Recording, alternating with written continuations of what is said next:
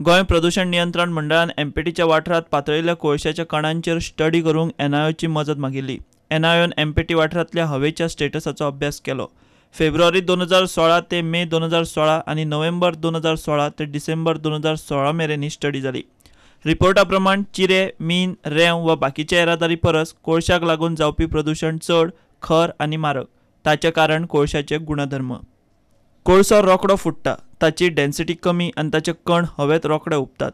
कोळशात 0.6 ते 1.5 मेरेनूच डेन्सिटी आशिल्ल्यान ते रोखडेच हवेत उबूंक शकतात। रोकडोच फुटिल्ल्यान कोळशाचो धुल्लोय पातळटा। कमी डेन्सिटीक लागून 10 ते 30 मायक्रॉन मेरेनचे कोळशाचे कण कमी वाऱ्याचेर पसून उडटात। ग्रे आनी काळ्या कोळशाचे कण पर्यावरणाकूय बादतात। गोंयांत तापमान मातशें उश्ण, ताका लागून मारिल्लें उदकूय रोखडेंच सुकता आनी आर्द्रता कमी जाल्ल्यान कोळशाचे कण हवेत उडटात।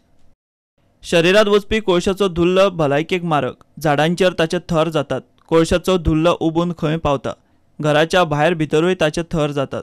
जेवण, खाण, कपड्यांचेर धुल्ल मागता। एनआयओन सल्लो दिला तो असो: हवेचें प्रदूशण दर्जो सेगीत तपासपी यंत्रणा बसोवप। कोळशाचो धुल्ल पातळटा ताचें मॉनिटरींग। कोळसो हाताळटा थंय 100% कॉन्क्रिटीकरण। एमपीटी वास्कोंतल्या कोळशाच्या प्रदूशणाचेर नितळसाणूच उपाय। प्रुडंटा खातीर सिनियर रिपोर्टर महेश घाडी।